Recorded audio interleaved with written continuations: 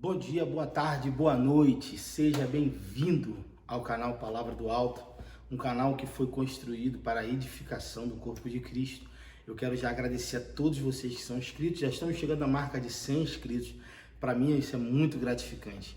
Eu quero convidar você que ainda não é inscrito no canal, que você se inscreva no canal, que você deixe o seu like, que você faça o seu comentário, deixe sugestões de temas para novas mensagens, novas séries, né? Compartilhe com um número maior de pessoas, seus grupos de WhatsApp, né? Se essa palavra ela for relevante para a sua vida, você compartilhe com um número maior de pessoas, tá bom? Nós estamos numa série, pessoal, uma série chamada O Deus Não Vê Como o Homem Vê. E realmente isso, Deus não vê como o homem vê. Nós estamos no texto base de 1 Coríntios, a partir do verso 26 até o verso 30, né? Um texto onde Deus ele fala que escolheu as coisas loucas. Nós vemos algo interessante aqui, né? Com base nesse raciocínio de que Deus não vê como o homem vê. Quando Davi vai ser ungido rei, nesse episódio, Samuel vai à casa de Jessé, seu pai, e ele dá de frente com vários irmãos de Davi. No primeiro irmão, a conclusão de Samuel é a seguinte: tenho certeza de que é esse quem o Senhor vai ungir. E o Senhor diz para ele o seguinte: Samuel, eu reprovei ele. Você vê o que está diante dos seus olhos, mas eu, Senhor, vejo o coração. Então Deus vê o coração. E continuando, irmão, esse raciocínio, quero já te convidar também a ir ao outro vídeo, o primeiro vídeo, para que você entenda todo o contexto, né? A gente vai falar hoje na continuidade ao assunto. Eu queria ler com você, né, 1 Coríntios, a partir do verso 26, né, perdão, do verso 27, isso, para a gente ganhar mais contexto. Verso 27, verso 28 e verso 29 e 30, que diz assim: mas Deus escolheu o que para o mundo é loucura, para envergonhar os sábios, e escolheu o que para o mundo é fraqueza, para envergonhar o que é forte. Ele escolheu o que para o mundo é insignificante, desprezado e o que nada é, para reduzir a nada o que é, a fim de que ninguém se vanglorie diante dele. Verso 31 diz o seguinte: para que quem se gloriar, glorie-se no Senhor. O texto vai dizer, né? Deus escolheu as coisas desprezíveis, as coisas loucas, mas olha só, para confundir, para reduzir a nada, para dizer aquele que pensa ser que não é. Ou seja, Deus, aqui a gente aprende uma lição importante, escolheu a você e a mim não para ser um zero à esquerda, mas para um fim, para um propósito, para um destino. Por isso que ele diz a Jeremias: olha, antes que eu te formasse no ventre, eu já te conheci, e as nações eu já havia lhe dado por profeta. Antes de um homem nascer, o seu destino já estava estabelecido na mão do próprio Deus. E é isso que Deus quer fazer com você e comigo. Existe um plano e um propósito do próprio Deus para a nossa vida.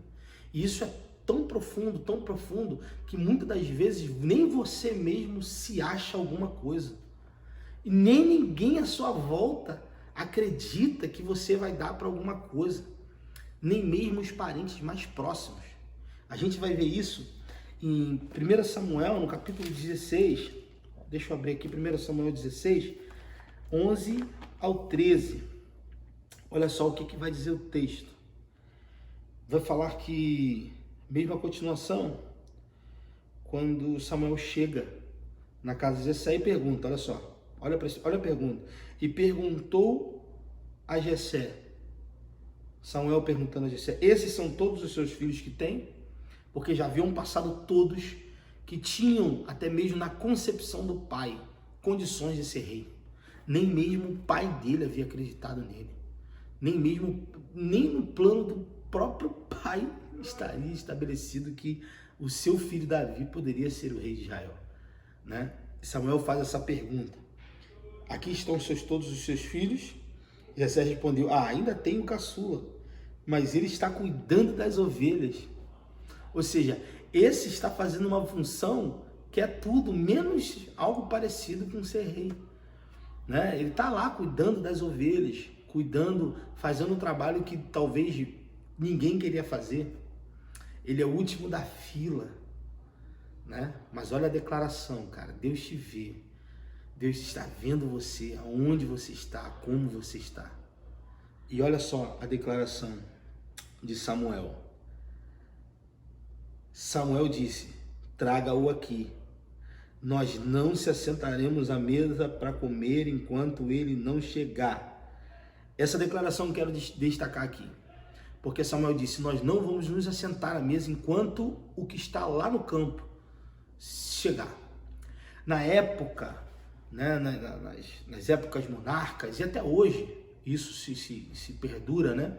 Não se assentava à mesa quando o rei ainda não havia chegado. Todos só se assentavam à mesa quando o maioral havia chegado. Por exemplo, ninguém se assenta à mesa antes da maior autoridade se assentar. Todos se assentam depois. O que isso está dizendo para nós? Aos olhos dos parentes, aos olhos dos mais chegados, Davi era um simples pastor de ovelha. Mas aos olhos de Deus ele já era rei. Por isso que Samuel ali naquele momento entende, nós não nos assentaremos porque o rei ainda não chegou. E isso é tremendo, por isso que, olha só, nós não podemos julgar aquilo que nós estamos vendo, porque talvez o que estamos vendo é só um momento de uma pessoa, mas não o seu destino eterno, porque Deus tem um plano para a sua vida, como tem um plano para a vida de todo ser humano. E ali Deus já havia visto Davi como um rei, e Davi vem. Olha só, o verso 13... o verso 12 vai dizer o seguinte, Jessé mandou chamá-lo e ele veio. Ele era ruivo, de belos olhos, de boa aparência. Então o Senhor disse a Samuel, é este, levante-se e unja-o. Ou seja, imagina a cena, Davi chegando sujo do campo, né? Porque era um trabalho árduo, com cheiro de ovelha, ele que talvez era acostumado, e aqui eu quero usar aqui de forma poética, a chegar em casa e todos já terem comido e todos já terem se deliciado com as melhores partes da refeição, e o que sobrava era dele, né? E agora ele chega e se depara com todos ao redor da mesa e ninguém assentado, o banquete intacto. E ele deve se perguntar, nossa, o que hoje está acontecendo isso? Estamos esperando alguém importante? Estamos esperando alguém importante? Mas na verdade o importante era ele. Por isso que Deus disse, Samuel é esse, levante e unge. E unge ele, separa, para um propósito. E olha só o que aconteceu, cara. Quando Deus entra na vida de uma pessoa, muda a vida da pessoa de um extremo, sabe, de forma extraordinária. Olha o que vai dizer o verso 13. Samuel apanhou o chifre de azeite, cheio de óleo, e ungiu na presença dos seus irmãos. Todos vão ver, irmão, o que Deus vai fazer na sua vida. E a partir daquele dia, o Espírito do Senhor apoderou-se de Davi e Samuel voltou para Ramá. Preste atenção nisso. O Espírito de Deus se apoderou de Davi. A partir daquele dia, todos viram ele sendo ungido. E a partir daquele dia, Deus passou a governar a sua vida. E isso é tremendo, irmão, porque olha só, a gente, é como eu disse, talvez nem mesmo você acredita em si. Talvez nem você mesmo se vê fora desse momento, fora dessa situação. Você talvez não consegue vislumbrar um futuro diferente. Talvez nem você mesmo acredite em você. E aqui eu quero destacar aqui dois personagens bíblicos que talvez nem se viam como Deus estava o vendo. Moisés, quando Deus aparece a Moisés e chama Moisés para uma obra de libertação do povo, do próprio Deus, do Egito, Moisés coloca um monte de desculpa. Ele vai dizer, olha, eu não sei falar, eu sou um homem, né, de língua pesada, né? E Deus vai dizer o seguinte, mas é você. Não, mas leva o meu irmão, ele se expressa melhor do que eu. Não, mas é você. Quando Moisés meio que concorda em ir, aí ele coloca uma última desculpa. Mas olha só, eu vou chegar diante de Faraó e o que eu vou dizer para ele? Aí Deus dá a palavra.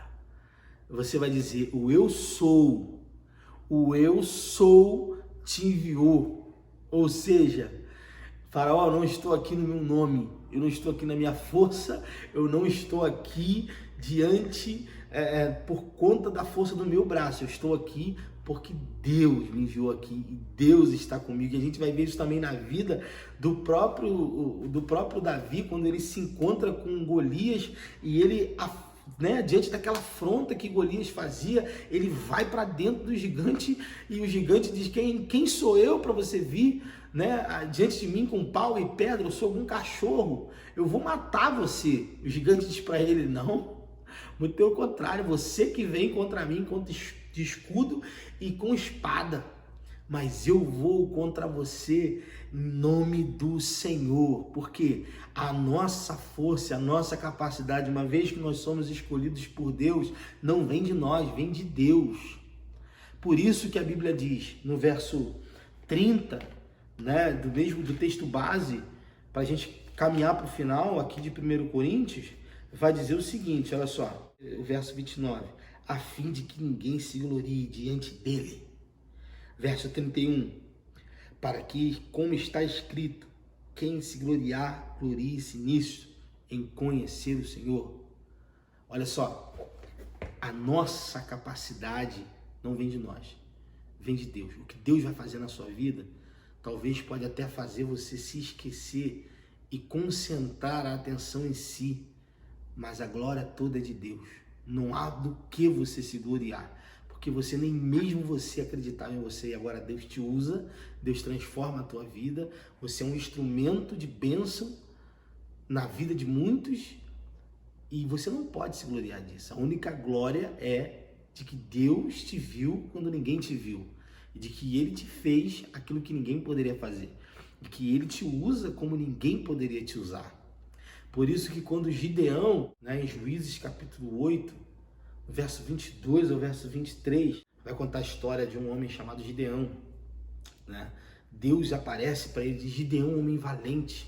Mas a declaração de Deus vai de encontro a uma realidade totalmente diferente, porque ele estava escondido, malhando trigo no lagar. Ele dá uma declaração de que a sua tribo é a menor, que a sua família é a menor da sua cidade. E Deus chama ele de homem valente. O que isso nos ensina? Deus não vê o seu momento, Deus vê você dentro de um plano, dentro de um propósito. Deus vê quem você é no seu potencial, não em meio a umas circunstâncias adversas. Deus vê você dentro do plano dele. Por isso que o apóstolo Paulo, eu gosto muito dessa declaração para a gente caminhar para o final, em Atos 17, 28, vai dizer: nele nós nos movemos, nele nós existimos, ou seja, porque dele, por ele e para ele são todas as coisas. A glória vem de Deus, irmão. Tudo vem dele, tudo é para ele. Por isso que nesse momento, irmão, se você ainda não assumiu a Jesus, eu não sei qual é o teu momento, qual é a tua situação, talvez nem você mesmo tenha esperança em si, mas deixa eu te dizer uma coisa, eu conheço um Deus que muda a história do homem, um Deus que tira você de uma situação e te leva a um destino totalmente que um homem nenhum conheceu. Por isso que a Bíblia vai dizer, aquilo que o olho não viu, o ouvido não ouviu e não desceu a coração nenhum de um homem, é aquilo que Deus tem preparado para você. Então, se você ainda não tomou essa decisão, irmão, talvez você está nessa situação, eu queria te convidar a fazer uma oração comigo. Se você quer assumir a Jesus como o único e suficiente Salvador da sua vida, como aquele que vai governar e vai te dar um destino, eu quero te convidar a fechar os olhos e fazer uma oração comigo. Senhor Jesus, Pai, nesse momento eu entrego a minha vida ao Senhor, reconhecendo que o meu momento talvez não seja favorável, ninguém talvez acredite em mim, talvez ninguém me veja fora, talvez nem eu mesmo me veja num lugar diferente desse. Talvez eu desisti de viver. Mas agora nesse momento eu te assumo como Senhor da minha vida, como como o dono do meu destino, aquele que pode me transportar das trevas para o reino do Filho do seu amor. Eu te recebo de coração aberto, eu me entrego ao teu propósito, eu me entrego ao seu plano. Usa a minha vida como um instrumento de poder em suas mãos e que através de mim o seu nome seja conhecido. E a única razão que eu tenha para me gloriar seja em gloriar-se daquilo que o Senhor fez na minha vida. Irmão, quero te agradecer por você ter ficado aqui, convidar você a assistir o primeiro vídeo dessa série, né? E a série passada, que é a série Origens. Que Deus abençoe a sua vida, te guarde, te proteja de todo mal.